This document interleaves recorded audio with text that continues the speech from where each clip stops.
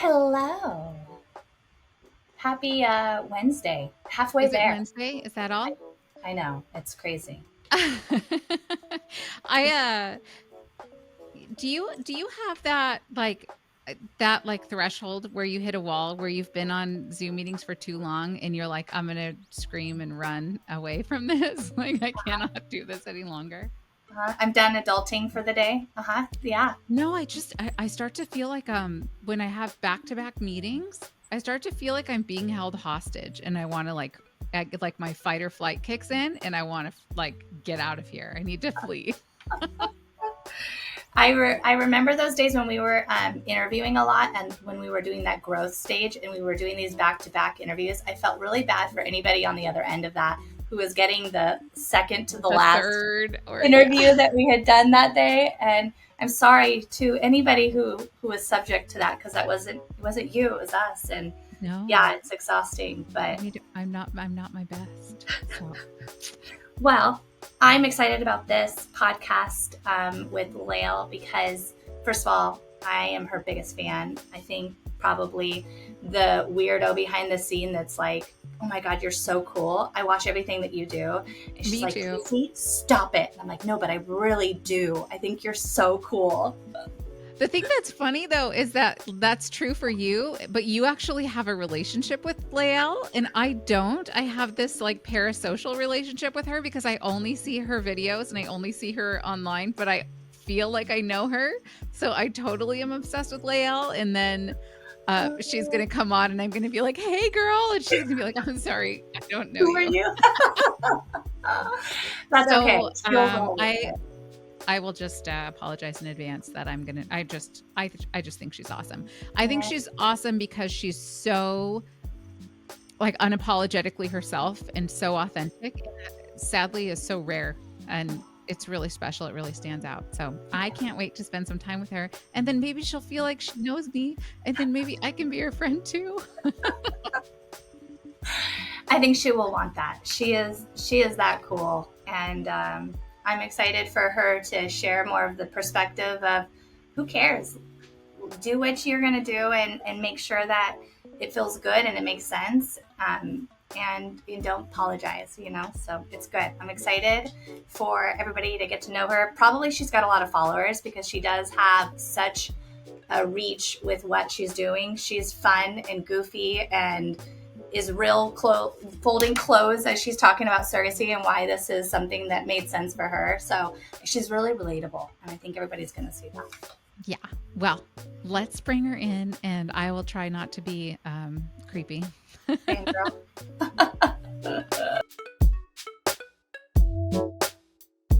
Lael, you look like you're sitting in the principal's office right now. like you're Hi, in well, trouble.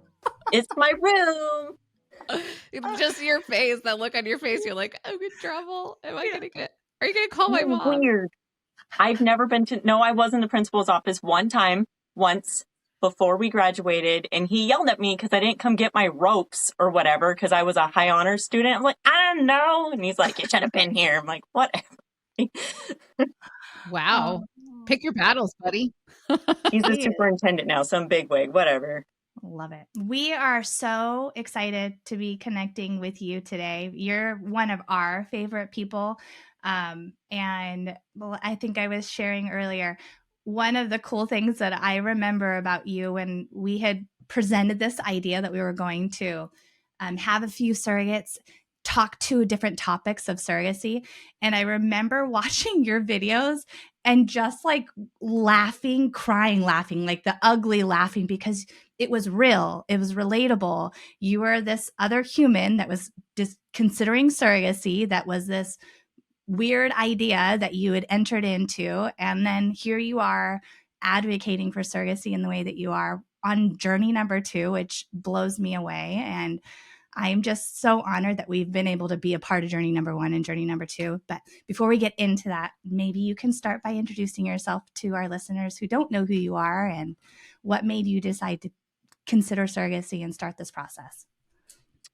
So I'm Lael. If you don't know me, how dare you? Just kidding. Yeah, my friend Brittany, she came up with she didn't come up with the idea, but she had been playing with the idea of being a surrogate and talking to her husband about it and bouncing ideas off of me, like I should be on her side. I was like, no, that's kind of crazy. Really, it is. And then the more she talked about it, the more I was like, actually, it doesn't seem that crazy. I have easing pregnancy, so I was like, I could totally do that too. And then it became almost like a competition of who could get like through their journey first. I'm not saying I didn't win, but it was getting really, she had a rougher first journey and I had a really easy first journey. And now it's like, it's the same thing because she's starting her second journey now too. And no, it was just good. It was good. And it was a lot more rewarding than I expected it to be. And this journey so far has been even more rewarding than the first. And we haven't even really gotten started yet. So yeah, it's kind of crazy how much it has changed my life when I didn't even realize it was really a thing even a couple years ago. I would have never considered it because I've never really even heard of it. So yeah, it's just wild to be here now. So thanks, Brittany, for bringing it up and getting the layout, because you, like, I remember too, when we first got your videos, when there were like 10 and you were folding laundry and talking about surrogacy, and then you were like driving in the car at school pickup and talking about it, and just, I don't know, everybody's videos kind of looked the same. And then we saw yours and I was like, oh my God, she's amazing. Like, you have so many super fans that Surrogacy is that like you don't even know.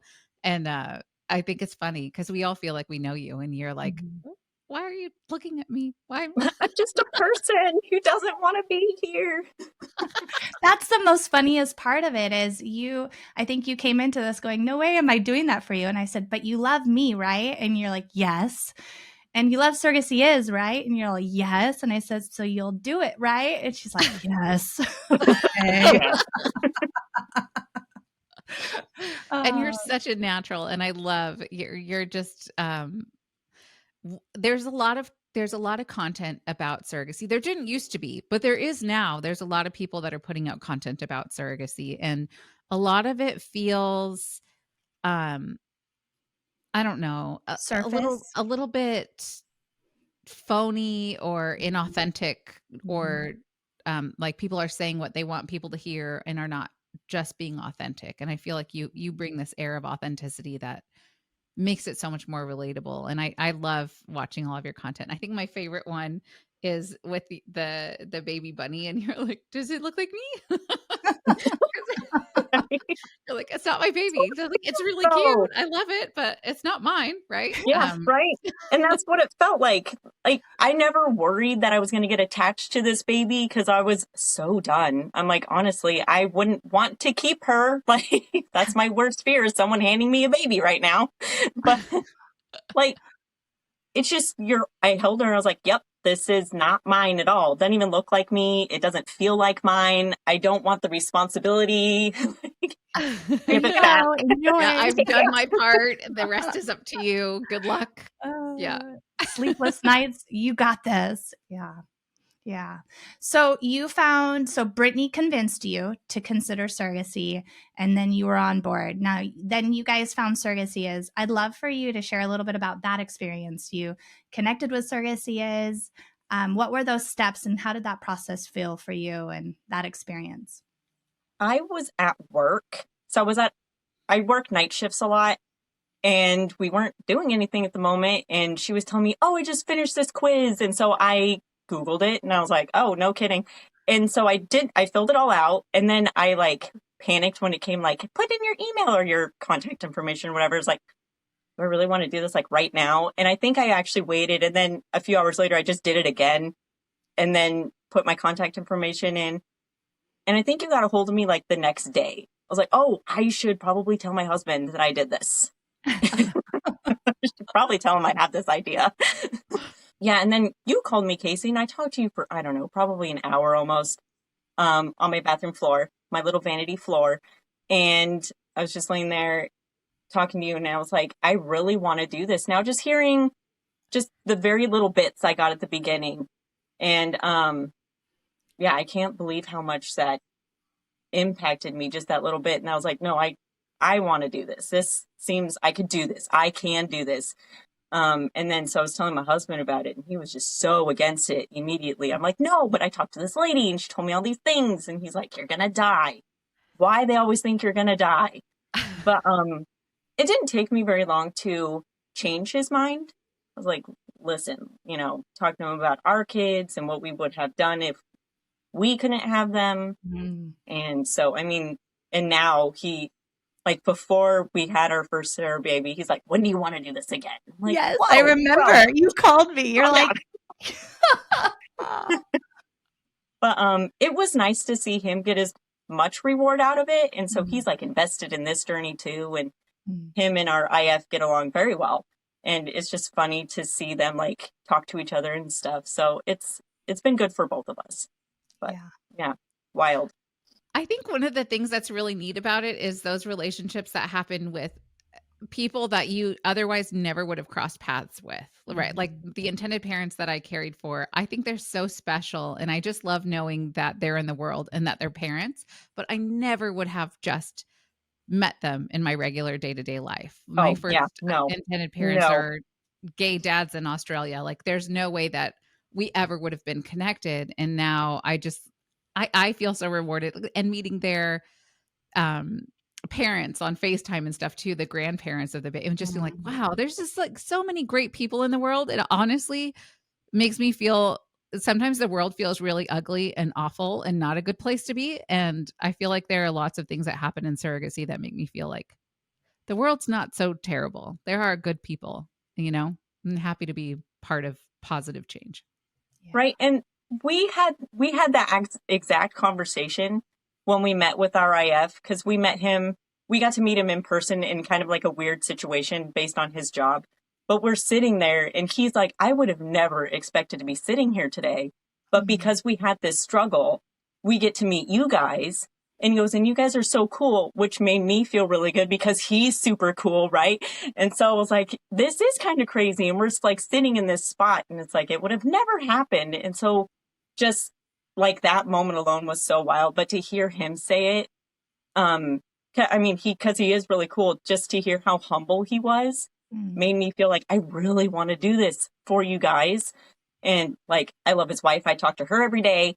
And so it was just, I've been able to spend a lot of time with her. So it was just kind of crazy because even our first set of intended parents, like we would have never, ever talked to them because we're not like businessy, so it's just wild to get these different aspects in the world that come together with situations like these. So it's kind of wild to see it that way too. Yeah. And there's so many misconceptions. I think you hit on that, right? With your husband having kind of this fear immediately. And I remember my husband having those same concerns, like, well, tell me why we should do this, and sharing those kind of balancing out all of the steps that are taken as a surrogate that you have to go through to make sure it's safe for you to do this, right? And I think it's that educational piece that we get to bring to our spouses or our friends and allow them to understand we're not doing something so off the wall crazy. There's a lot that goes into this as an agency to make sure that those experiences are safe and that you guys are having this really great experience. What are some of the misconceptions you feel like misconceptions in your first journey that you thought, okay, this is a reason why I'm maybe not considering it, but were quickly washed away in entering to the journey? I think my own reserve was that other people would like judge me for some weird reason. Like my mom was upset at the idea at first. And then at the same time, I was like, I don't actually care what you think. I'm going to do it anyway. Because I'm a very private person. Like I didn't tell hardly anybody, right? If someone found out, it's because my husband told them or a kid. Like I didn't tell a lot of people. And when people found out, like at work, they're like, oh, I thought you were done. I was like, well, it's not mine. And then they would get this like, what do you mean it's not your, like, what are you talking about? And then more people were like, oh, that's actually really cool that you would do that. And then they would have all these questions like about the parents or like why I'm doing it. But they like no one, I never really got like a, oh, you're a horrible person type of vibe from anybody personally. So, but that was my thing, or like people going to think I'm weird, and really I'm a weird person anyway. So why did I care? to begin with. But yeah, a lot of people just, and you get this feeling that people think you're just selling off a baby. It's like, it's not mine to begin with. I'm just cooking it. I'm just able to like carry it for this person who can. And like, if you're building a house, I'm not going to build the house. I'm going to hire someone to build it for me. It's still my house. I just didn't do the work. Like, it's the same kind of idea. It's just happens to be more involved because it is a life and it's more magical and it involves a lot more love and just hope and more things. But it's the same. Like, I don't know. Yeah, I think people get a lot of one of the things that we see people worry about. And I think, well, this is why you wouldn't be a good surrogate. That's okay that you feel that way. You wouldn't qualify for surrogacy because you feel that way. But if I hear comments or I see them on our Facebook all the time, and we're always fielding these like really negative comments. But some of the things people say are, I don't care if it's not my baby. I don't care if it's not my DNA. If I carried it for 9 months and I give birth to that baby, I love that baby and I'm attached to it. And it is mine if I carried it and I gave birth to it. I just don't know how to, I don't even know how to respond to something like that. Like, what do you say to somebody like that? I never felt that way. Like, it was wild because you're pregnant, but I never felt like a connection like with my own pregnancies where I'm like, oh, I'm so excited to have this baby. With surrogacy, it's like I knew she wasn't mine. And it was like I would forget I was pregnant until I ran into something because I was huge. Or, someone said something and be like, what are you talking about? Oh, yeah, no, it's just she's just there or she's constantly moving. But it wasn't the same kind of feeling. And, it's okay to love the baby. It's okay. Everyone loves babies. If I see a baby, you're going to protect that thing. If like I saw some random lady running and she fell and her baby went flying, I'm going to try to catch it. Like, that's just how we should be. And you're more likely to eat right or, avoid doing certain activities if you're pregnant because you are loving on the baby, but that doesn't mean you love it in the same way. So it is like extreme babysitting where, yeah, I'm going to give this baby back, but I'm going to love it while I have it. That's okay. Yeah, that's actually really healthy. It's actually really good. It's okay. If you're indifferent to humanity of, yeah, that would be more concerning too. But yeah, I just don't understand that whole like I don't care if I gave birth to it and I carried it, I'm keeping it. Like, oh, Well, and I think it really comes down to being you a wouldn't pass psych. misconception, right? I think there's a lot of women I talk with who think I'm not sure how I would feel in that, and I can tell you, I've met thousands of women who've done this, who maybe had that first initial thought, how am I going to react? How am I going to feel after I deliver? And all of them have that same conclusion that you have built this relationship with these intended parents, which is so special, right?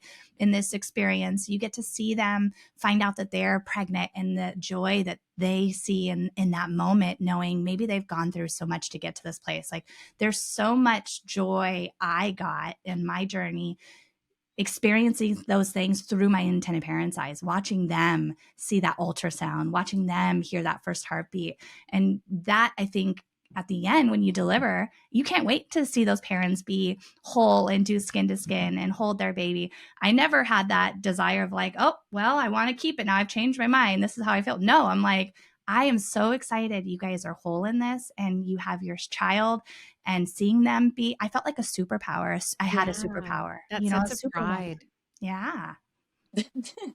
Well, like delivery day for me, like I was like, I don't want them to miss this because this is the part I'm super good at, right? Like, not to be like, oh, I'm sorry you can't do this, but like, I'm really good at this one part, right? Like, get this kid out fast and be like super amazing that I was able to do this so quick.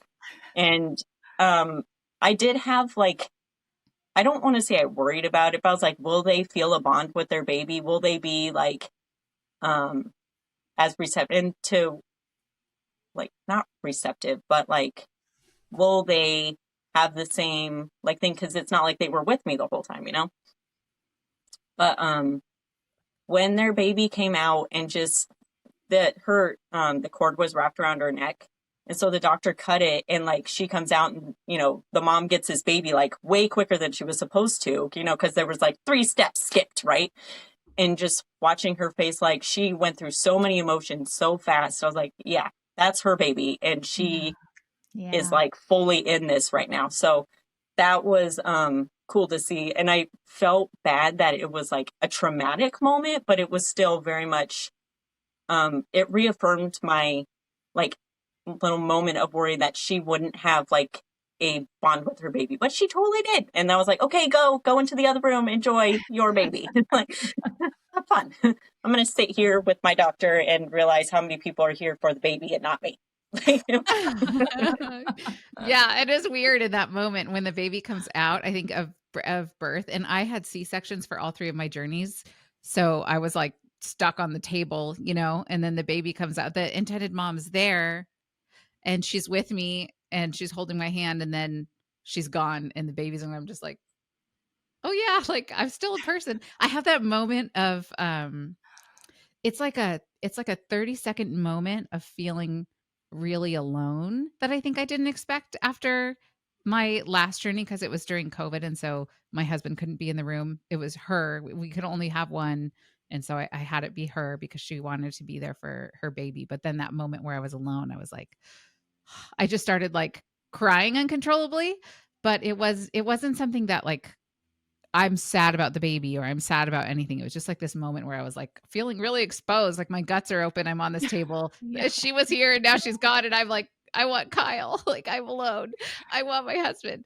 But it was, he came in like maybe 45 seconds later, but it felt in that moment, I felt really kind of like suspended in time. Yeah, it was kind of weird. So like, really? I mean, you know, because the first 3 times I've had kids, there's always tons of people in the room.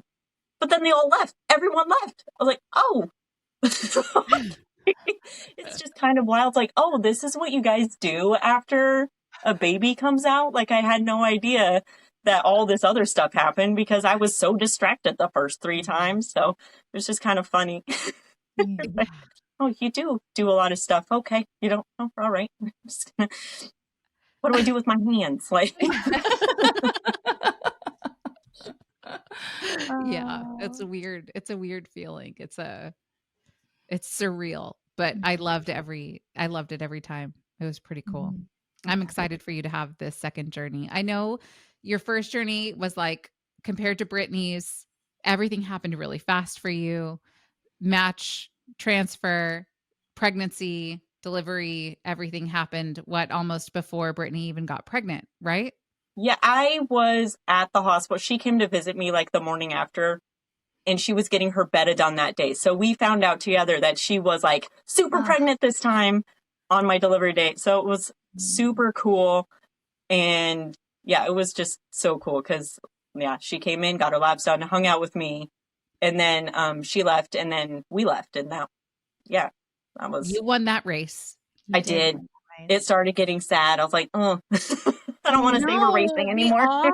We're so invested. I was so invested in Brittany having success. And then when she finally got pregnant and had the baby, I was just like, that's just like such a win, such a victory. And then now you're on this journey and now you're coming up with these challenges. So I'm sure it's probably really helpful for you to lean on her to talk through some of those things too. Do you guys talk about like how, because you've had a couple of hiccups on this journey so far. Do you want to talk about that, or how do you feel about it?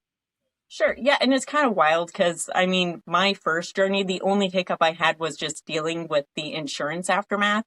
Because I would hate to be in insurance. Just, it sounds horrible. Like, who grows up to want to do that? I don't know. But bless those people. Or not. Curse them. No, either way. Curse them. Depends on the day. But like, she would have like low HCGs, and that's what I had. Those are the right letters, right? HCG. It sounded weird. So for her first like 3 transfers, and then so like when my first numbers came up for my first transfer and was like 13, I was like, oh, like I don't like that. That's not a good number for me. So like I talked to her about it. She's like, oh, you know, like if this is gonna suck, but you can do it. Like we can do it again. You know, so she has like that we can do it again superpower. So that has really, it helped me. And then my like IPs being so like, we can do this again. It's fine. Like, you know, it's just something that just happens. And I mean, that happens with anybody trying to have babies. It just happens. It sucks, but it happens. So, I mean, we always hope for the best, but sometimes you just have to try a couple times to get to the best. So, yeah. Do you have another transfer coming up? I do. I actually go in for my lining tomorrow. Yay. To see if it'll be Friday, like next Friday or the Friday after. So, okay. Yeah. I think that's a misconception too, is that it's going to take on the first try, and the hope it is, right? But we see like Brittany's situation where it was the fourth, and now she has had this healthy, uncomplicated pregnancy that resulted from that. And I think that's really the perspective we should hold on to, is just understanding that there's a lot more at play. And sometimes it has nothing to do with us. And there's just more variables that we're having to consider: the quality of embryo, the doctor's protocol. Like, there's so many things that we have to take into consideration. But the fact that you want this so bad for these intended parents, and I know I got to be a part of that match call.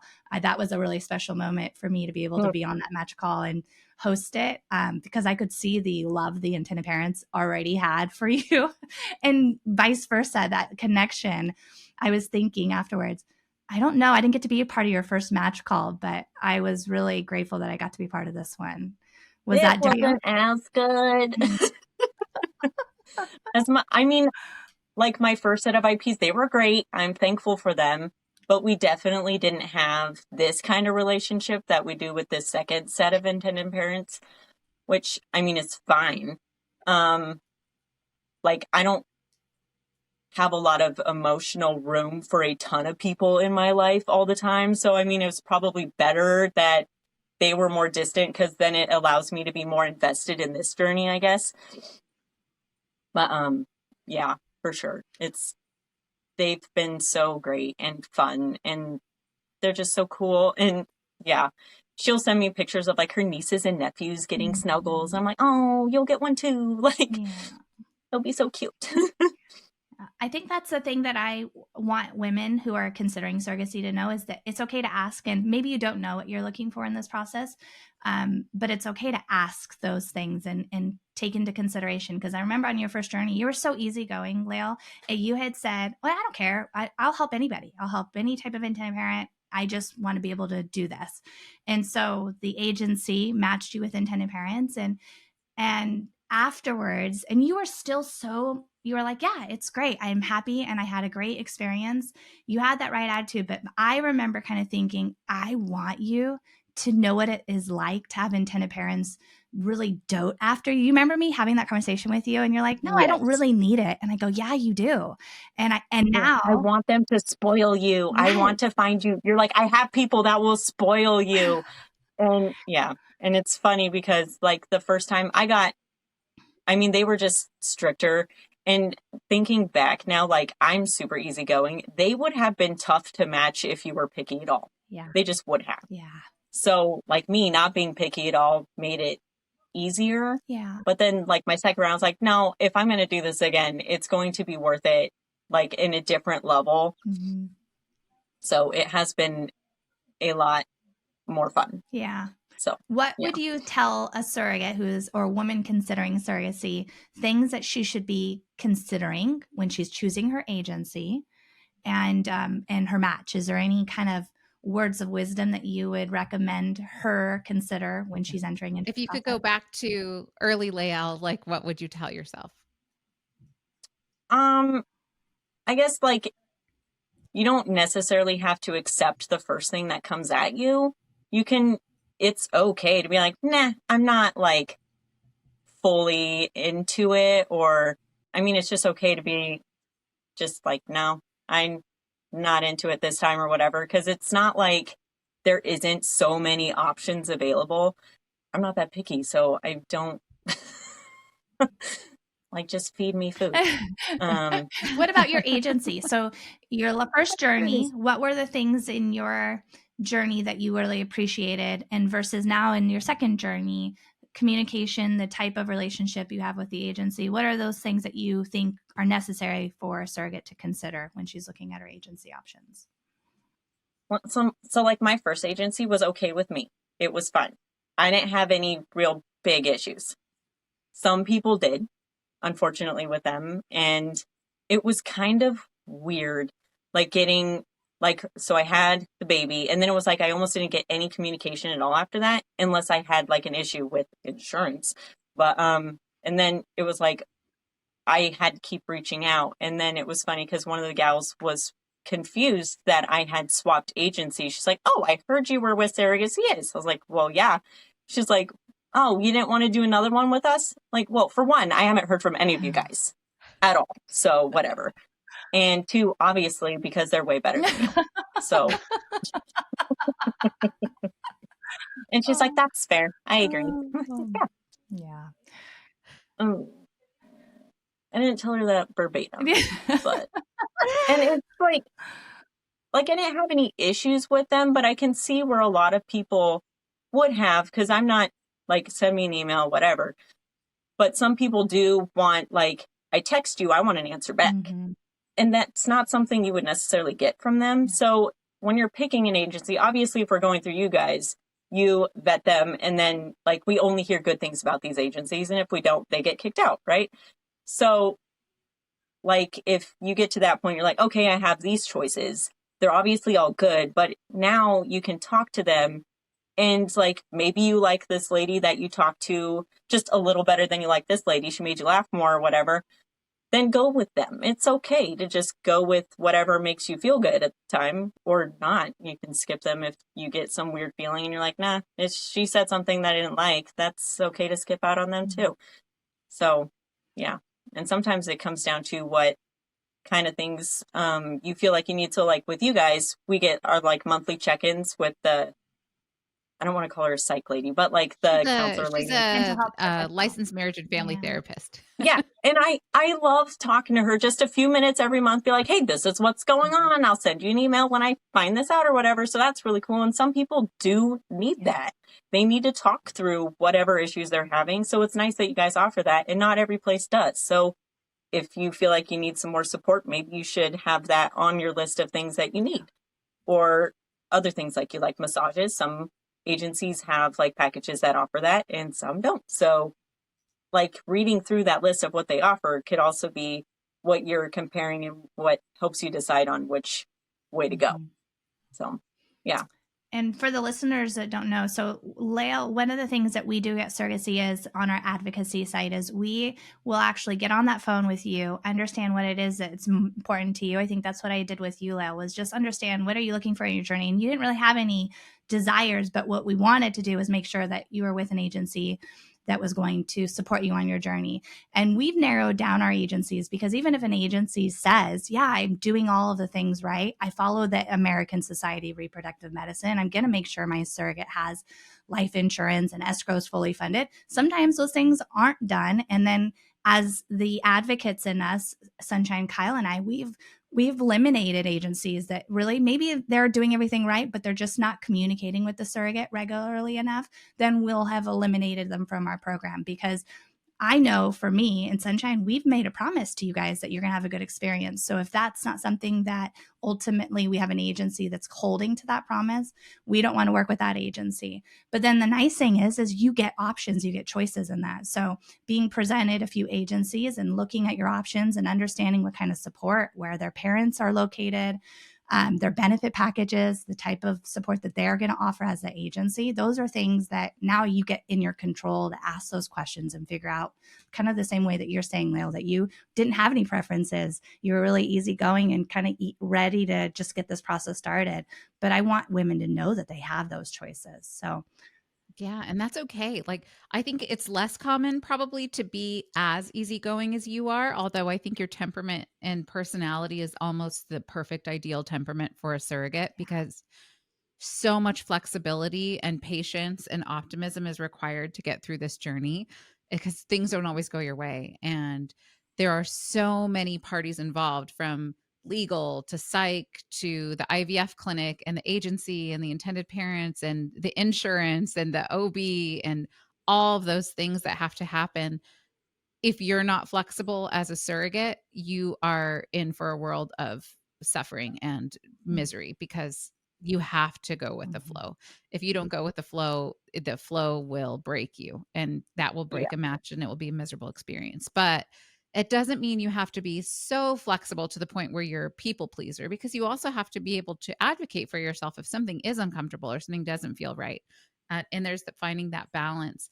And I think when we were first looking at your agency options, this was back in the day when it was brand new. And Casey and I talked about every surrogate, every profile that came through. We'd be like, okay, let's look at her. What are her options? What's important to her? And for you, I think we were like, she doesn't care about any of these things. She has no preferences. So let's just try and find her the highest compensation. And that was what we went for you. And for some people, I think a lot of times surrogates are lured by benefit packages that are high, and they think, well, this is high compensation, so it's going to be great. And then what we would notice happening with agencies that were offering just a high compensation was their only real unique value proposition, was we were noticing this pattern of people complaining or feeling left in the dark or feeling dehumanized. And so then we're thinking, she got maybe $10,000, $15,000 more in her benefit package. But for some women, they were like, I would have paid $15,000 not to be with this agency and to have known what was going on and to be, supported. So I think what matters to you is different for everyone. And I think it's so cool that we have the opportunity to give options and say, hey, this agency does offer a really high comp, but they're only going to communicate with you via email, and they're probably not going to remember you, and they wouldn't be able to pick you out of a crowd. Like, at least that, and you've chosen that. You know what I mean? Yeah. And especially when you're going to this, it's not like I even knew a lot about surrogacy to begin with when I started. And then it's just wild because now, like, I've done it. So you know what to expect. You know what you're looking for. You do have better ideas. So then, like, the surrogacy is where everybody's done it at least once, except for, lazy Kyle and Alex. And it's cool to get, like, all your perspectives, and it's helpful to talk to someone who's done it 1, 2, or 3 times, or even 4. I think some people crazy. So that is helpful to new women who are like, oh, I have this crazy idea. I want to be a surrogate. But it's like, okay, well, let's talk about what it actually involves, because it is insane how much is involved in such a short amount of time, really. Like your first 10 weeks or 12 weeks, I guess, is so crazy busy. And then all of a sudden it slows down a little bit. You're like, oh, thank God I can breathe, but now I can't because I'm too pregnant, so it's like, it is so wild to think about. And it's like my first journey was only started 2.5 years ago. And it's crazy how much my life has changed drastically, and yet not at the same time. Wow. It's weird. Do you have any regrets? No. You said your mom wasn't necessarily on board, but she came around, and I love the story that you shared with me about that. Can you share that? Like, when I first told her, I was like, oh, she's going to like this idea.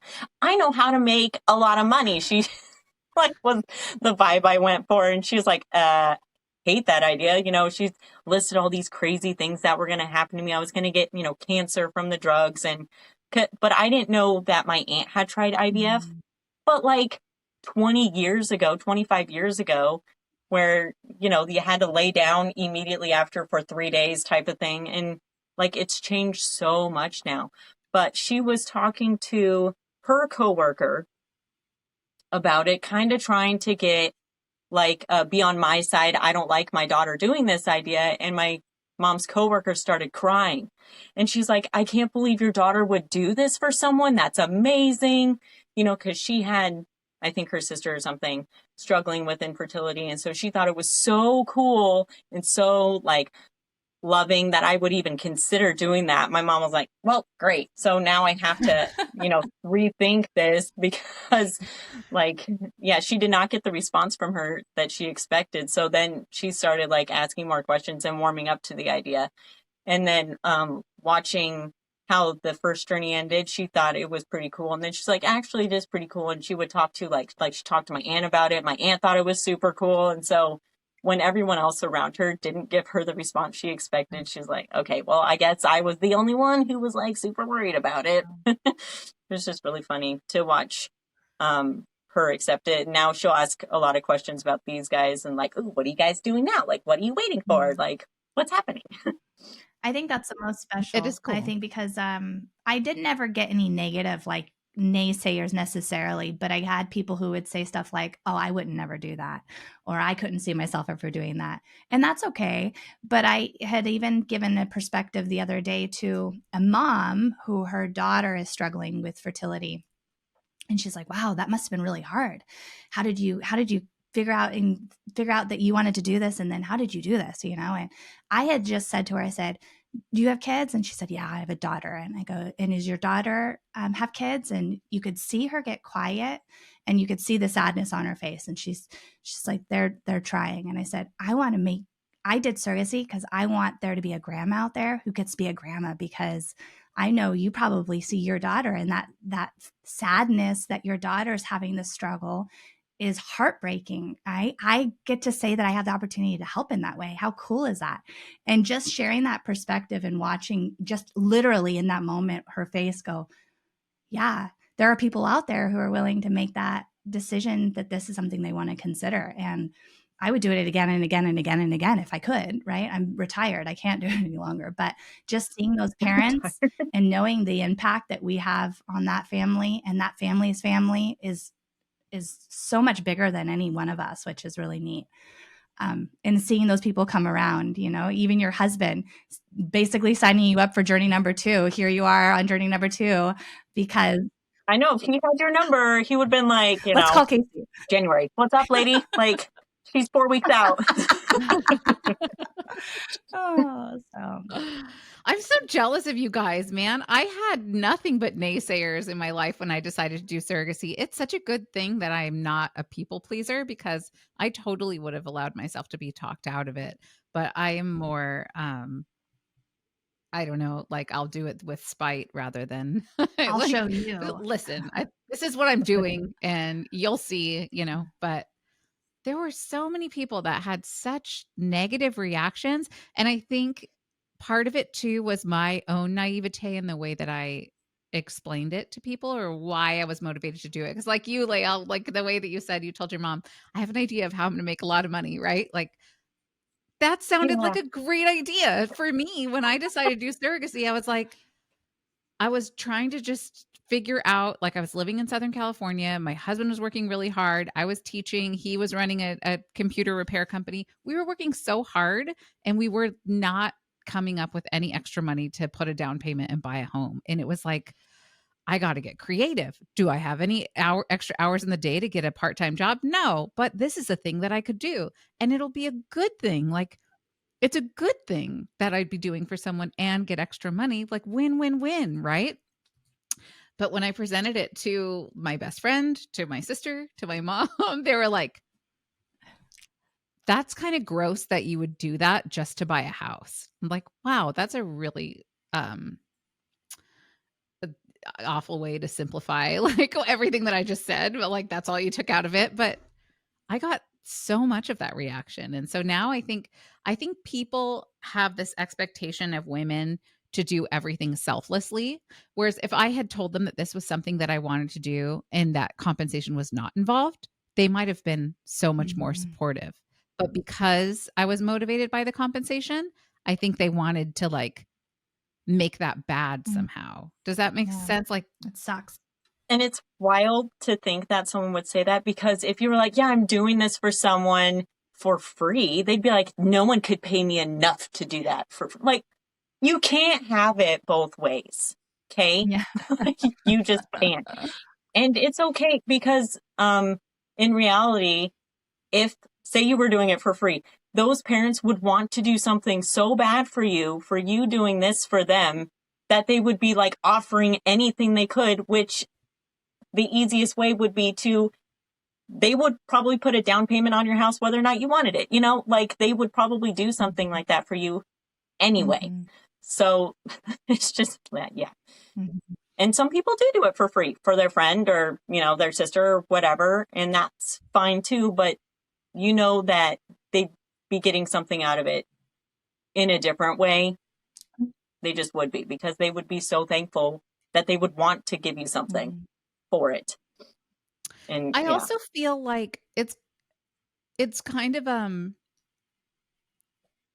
it's kind of an unreasonable ask of anyone, whether it's your sister or your best friend or anyone, to put their body through what they do with Lot of IVF work. and pregnancy and childbirth and postpartum and recover, like all of that, for no compensation. It feels to me that that would be taking advantage of somebody's kindness, um, because they maybe didn't fully realize getting into it what it was going to be. I can't travel. I can't do this. Like, I can't do any of the normal things that I want to do, and my body's going through, like, IVF is not fun. I know we talk a lot about how rewarding this process is and how incredible and how amazing, and it's definitely worth it, but it's not all fun. Like, there are hard Mhm. parts. There are struggles and challenges, and even the emotional roller coaster that you go on when you do an embryo transfer and you have a beta that's not what you want it to be, that sense of uh like Sadness. just disappointment and sadness, and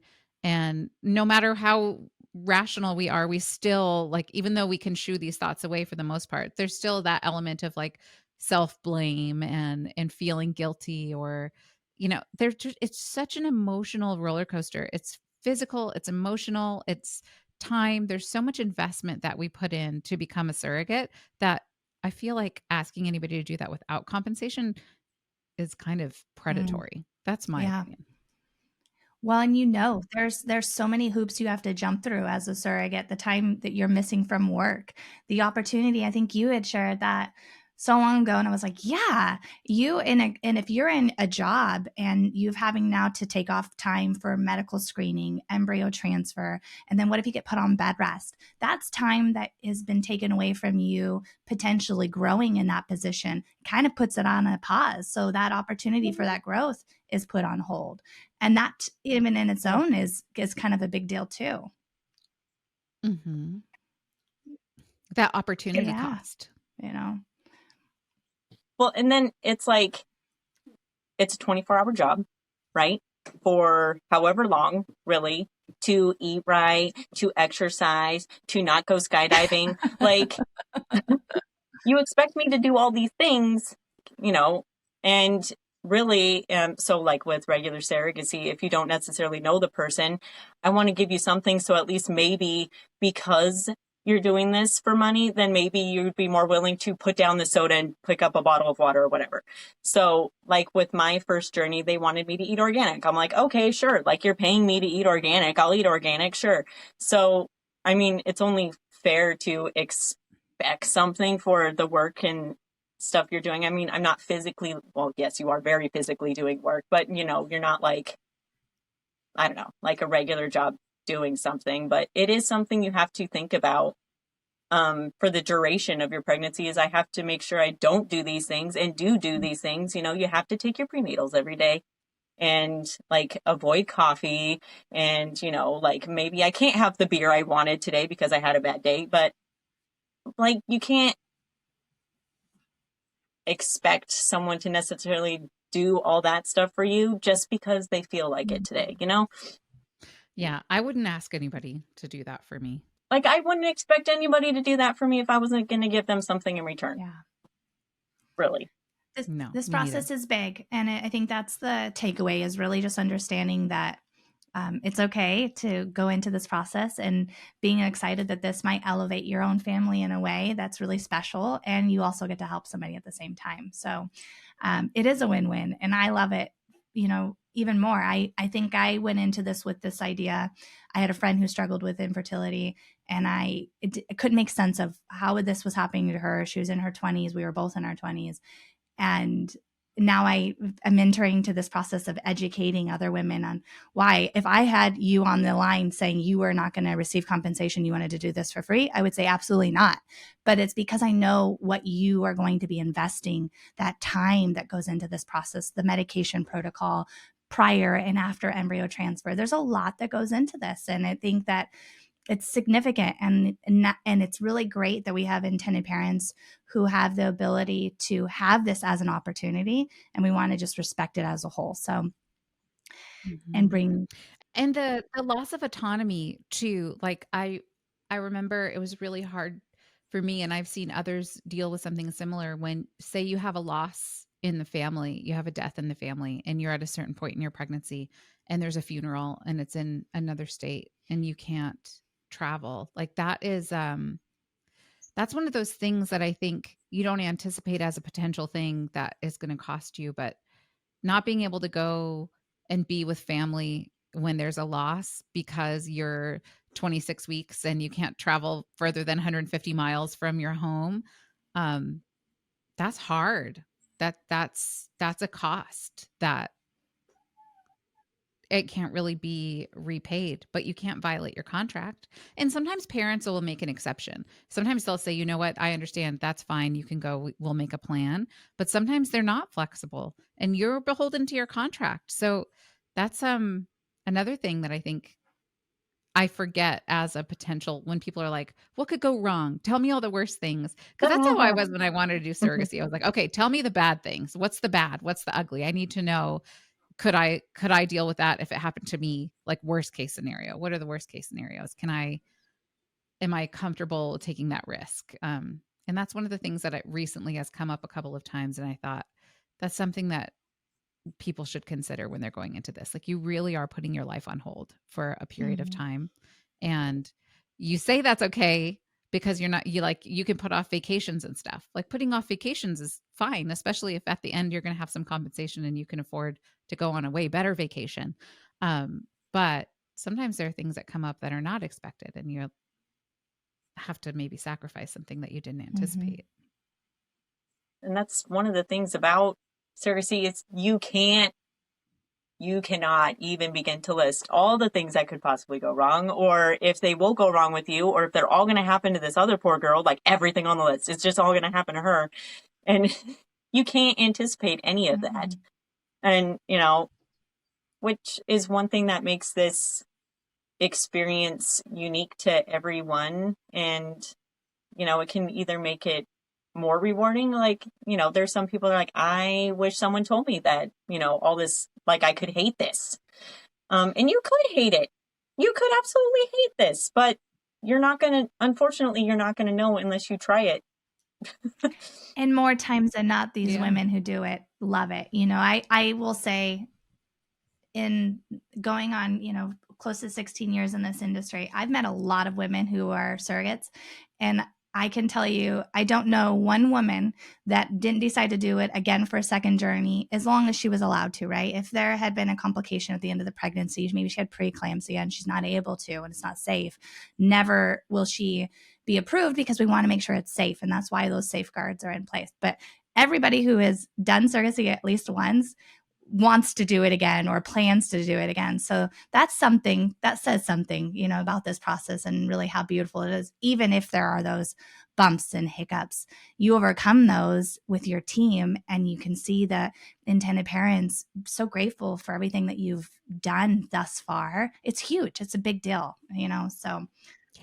And you learn a lot about how strong you are. Like you learn a lot about what you're capable of. I learned a lot about myself in the process of doing surrogacy that I didn't know. Even just in learning how to stand up for myself when people were saying negative things to me and not letting that stuff affect me, and holding boundaries. And I learned a lot about myself that I'm really grateful for in being a surrogate. And now look, I mean, this is my whole, it's like my whole personality now. It's like, I was a surrogate. Like once you are a surrogate, you're always, it is a sisterhood that we like, will always be connected, to other surrogates in that way, that we just know something special that other with people each don't. shot in my butt that I quickly forget how annoying those knots were until you have to do it again. You're like, oh yeah, this does suck. But it's crazy how quickly you can push away just, those sucky moments for your reward at the end. which is probably why we even have more than one kid, because yeah, it's a sucky day. Delivery day sucks until you have the baby, and then it's the best day ever, right? And yeah, so it's funny how quickly we forget like the little negatives that go into any process like this, for sure. So yeah, like the knots are now just barely gone, and I'm going to be starting up here next week again, and then they'll be back. And then you'll forget about them, and then you'll be back for journey number 3, or maybe your husband will be knocking at the door for journey number 3. Oh, yeah, right. I'm going to be at her house. I know where she lives. Oh. You'll be texting RIF. You want a little sibling for that one? Yeah. Oh, setting it up for you. He's already asked me already, would you do this again for them? I'm like, I mean, I guess. He's like, yeah. Okay. He's like already preparing. It's so funny. My husband was the same way. Like my first journey, he did not want to do it, and he very reluctantly agreed and was like, okay, well, it's going to ruin our life, but if you really want to do it, that's fine. And you know, you'll Now see. it's his second personality too. Yeah. And in my second journey, he was like all about it. And then the third one, I actually wasn't going to do. I wasn't going to do a third one. And my intended mother from my second journey, she had matched with another surrogate, and they had some things come up that she had trouble trusting that surrogate, and she was feeling really discouraged, and she was calling me saying like, this is what she said she's afraid of doing injections and that she'll try, and so I'm like really scared that she's going to not like it, and then she's going to stop doing the progesterone, and then she's going to miscarry, you know. And I was like, yeah, this is not a situation where you can say, No. I'll try. You will or you will not. Like, you can't say I'll try. No, if you have a job at this point and you got to do it, it might take you a half hour to get that first one in. But after that, then you just feel dumb. Like mental suffered for that long for nothing. Yeah. So she was just like, she's like, I just can't move forward with this. And so, she's like, I need to find another surrogate. And Kyle was like, why don't you just do it? Like, why don't you just do it? Here's the offer. I don't want to. I already had 2 C-sections. I don't want to do it again. I'm old. I was 39. So she did it again. But I did. I did do it again. I did it again. And it was great. And but it was just so funny because he was like, come on. And I was like, well, she wants me to not travel or like go outside because it was during COVID. Like she wanted a lot of restrictions for COVID. And he's like, just do what she says. Just do what she wants. Just don't, make it happen. It's like, who are you? I think it's second personality now. It's like like, cause we had come through a lot in our first journey together, as far as like building trust. And she had a lot of fear. And so we overcame a lot. And I just remember thinking like, I don't want her to have to go through that again with somebody else. I don't want another surrogate to have to go through that either. Like we already built so much together that it makes sense. And I'm so glad because I learned, like, I felt like in our first journey, I was resistant because I felt that she was trying to control me. And this was pre-COVID. But she was trying to control the situation because she had a lot of fear and trauma associated with her own pregnancy and birth. And so she wanted things to be just so. And the agency that I was with didn't do a good job of helping me understand her perspective and to sympathize with her and to understand where she was coming from and why she was being this way and not take things personally, because I was taking things personally that weren't personal. And I wish in our last journey together, I got to understand her so much better, and she was so much more safe and comfortable. And I wished that I had been more patient with her in our first journey, because I feel like I didn't understand where she was coming from. And then I learned, and that was like one of those opportunities where I was like, you know what?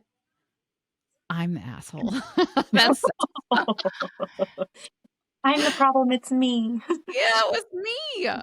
No, I mean, it was definitely both of us, but I was able to recognize like what my part was in it. And that's always and that agency has a huge role in this. I think that's the biggest takeaway that we've been able to implement in our process now is having a moment to go and connect with our surrogate or our intended parent if they're having a request that maybe seems a little unreasonable, understanding why are they coming to us with that request, what's that backstory, and then being able to share it with the other party and giving them the tools to be successful on their journey. Because if you had had that, Sunshine, that would have probably made so much of a difference in that journey and how that would have developed, at least in the very beginning. So I think that's huge. And if they would have given her Yeah. the support too to help her feel that she could trust, like I think so much of running an agency and being involved in this is being willing to have hard conversations with people and be real. And I think what happens a lot of times with agencies is they want to please the parent and they want to please the surrogate. So they're great at validating your feelings that's, I understand where you're coming from, that your feelings are valid, but then not that second step, which is your feelings are valid, but can I offer you another perspective? And can I help you understand where this is coming from? Like, are you open to seeing this from a different perspective? Because not everybody wants to have those hard conversations. I know I'm not super great at having those hard conversations, which is why I don't I'm not the one that anybody goes to and they're like, hey, the surrogate or intended parent is feeling this way. Sunshine, can you talk to them? It's like, no, that's not me. That's not My that's name is not my Sunshine, skill. not lightning bolt. No, I can't. No, Casey says, I'll do it. I'm excited. I'll do it. I'm like, do they need somebody to be super direct and blunt and inconsiderate? Because I'm your girl. No. But Casey's the one who can really bring that empathy and perspective and just and that's so necessary. I think and a lot of agencies are not able to offer that. Maybe they wish they were, maybe they think they are, but a lot of times they're just missing the mark. Well, so I And we remember probably do too. I don't know. when I was doing my contracts with the second journey, I hadn't talked to the IPs since our match meeting. So we went months without saying anything to each other because we weren't able to communicate. And then so the hospital I've had my other babies at is not, they don't have a level 1 NICU or level 2, whatever it is. They don't have one. There's another hospital that does close by. I just don't literally, I don't like the color scheme of the place. Okay. I just don't. It's the only reason why I don't like it up there. It's not, but anyway, but it was really important for the IPs for them because, he was born prematurely, that in case they want a hospital that just has a NICU, which is fine. But Casey called me, she's like, no, this is why they want this. You need, if you want to do this, you have to do it this way. I was like, yeah, it's fine. I'm not against it, but, I just want to have my own OB for a little while. So we made this compromise where I would have my OB till 30 weeks. And then, I swapped to the OB that's up at that next hospital so that I can have the baby up there where they do have the NICU and they are closer to other bigger things just in case. Yeah. A lot of agencies, I'm realizing do want and require a level 2 or 3 NICU for the surrogate to deliver. And the real reason is it's rare for something to go wrong. But when it does go wrong, it goes really wrong. If a surrogate, the cord's wrapped around the baby's neck several times and the baby gets stuck and without oxygen, we want to make sure that those life-saving tools and equipment are there for that pregnancy afterwards. And then for you too, right? So it's really that necessity to know that if it were to, likely it won't, but if it did, you want to have those resources.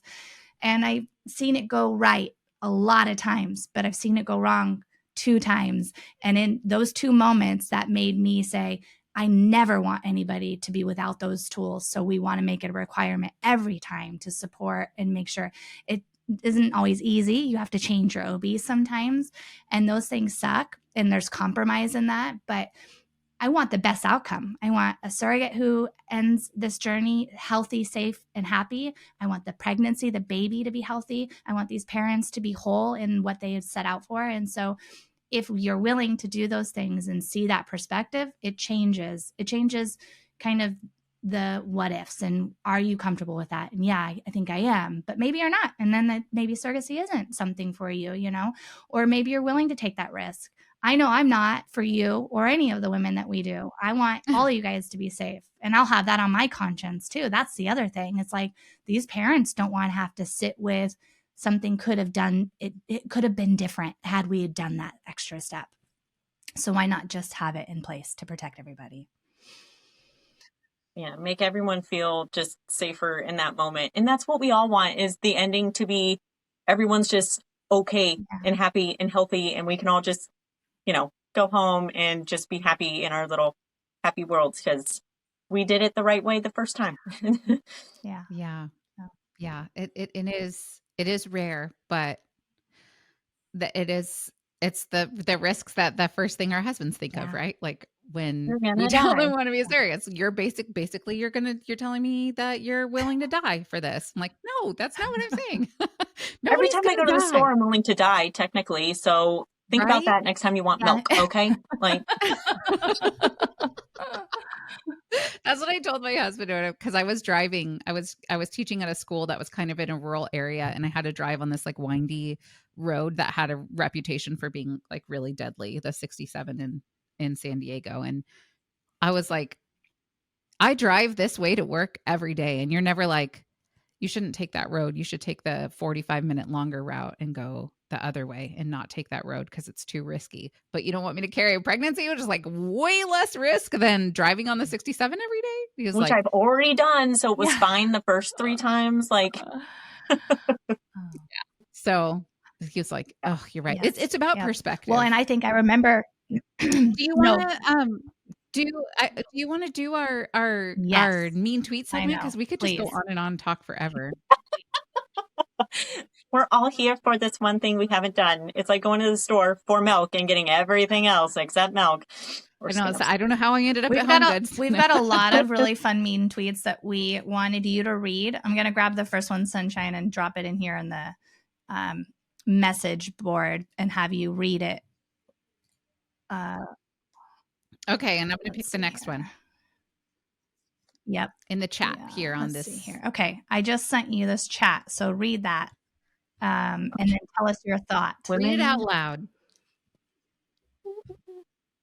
Women wouldn't do surrogacy if they weren't paid. Therefore, it preys on lower class women because of the financial aspect. Women's bodies aren't for rent and babies aren't for sale.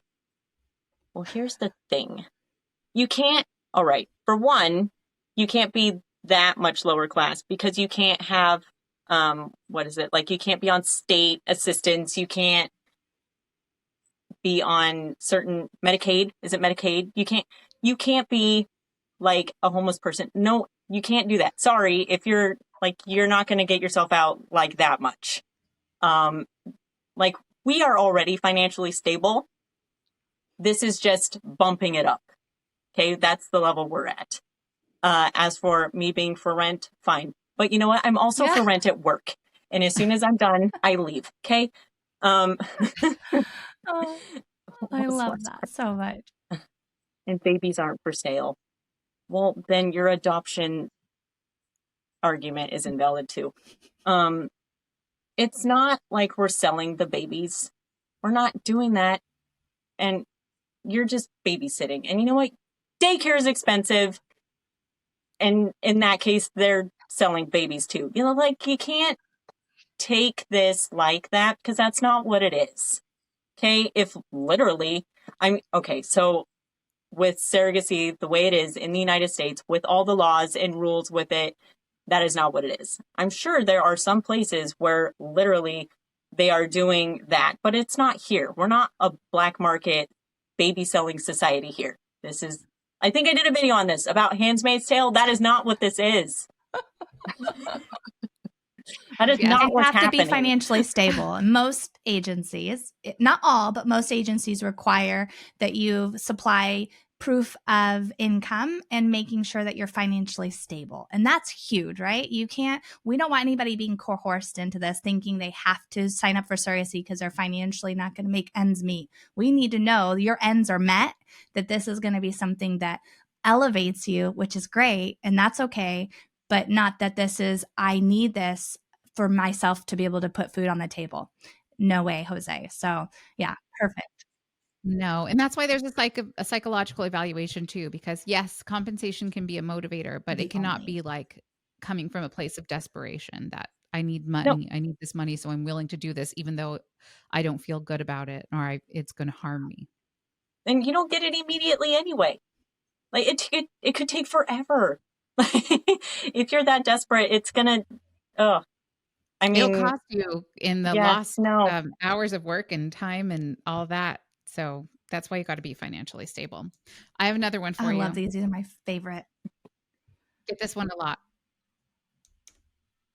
There are kids right now that need adoption. This is inhumane and not godly at all. I mean, I agree that there are lots of kids who need adoption, but that process is totally different. It's also very expensive, and some people don't have that option. Brittany's parents could not adopt. They tried that route. They could not. They couldn't do it. So, and then, there's the aspect of like my IPs, they couldn't, well, both of them, they can't carry their own babies. They just can't. They want their own kids. Is there anything wrong with that? Tons of people have their own kids. It's okay to want to have your own flesh and blood, DNA kids. That's all right. And some people, other situation where they adopt an embryo, still adoption, but someone still has to make that embryo a baby. So some people are adopting embryos right now. Mm-hmm. Yep. I know. I'm Weird. trying to go through this list to figure out which one I want to do next. Here, I got do it. another Because I was one trying to for look you. through these. We kind of talked about this already. DNA related or not, I still bonded with the baby. No, I still bonded with and nurtured the baby for 9 months. Oh yeah, we did talk about this. I mean, they're not related by DNA. You're just babysitting, and it is okay to love on the baby while you're carrying it, because that means you're more likely to take care of it and like not be smoking or drinking or, skydiving. Again, you want to come in and sit by me? She totally could, Lael. Or are you going to stand there being like a creeper? Or, no, just shut the door though. Can we have a we guest do. star? I like this one. I'm going to do this one next. Hi, sweet girl.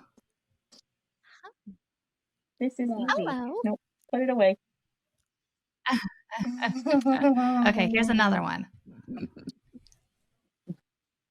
Why do you have to have a kid to be a surrogate? What if you're...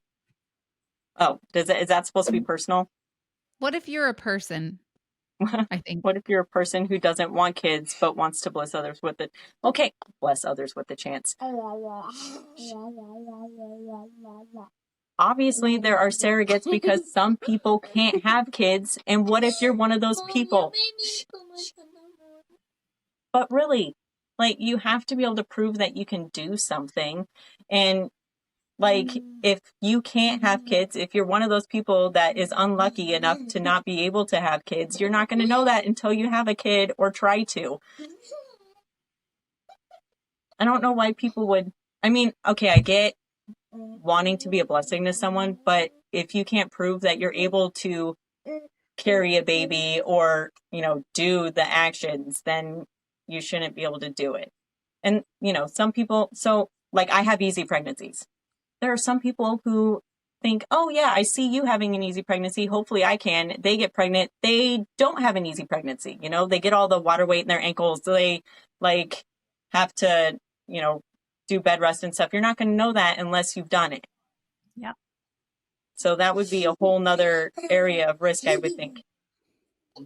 Yeah. It's so funny that I think that people's minds don't go like, how do you think people find out that they need a surrogate? By trying to have a baby and not being successful. Or having a baby Usually. and having a really risky pregnancy that leads to complications. Or losing your, needing an emergency hysterectomy or, something happened that is wrong to make you not be able to do this. I mean, that can didn't happen know until they had a baby.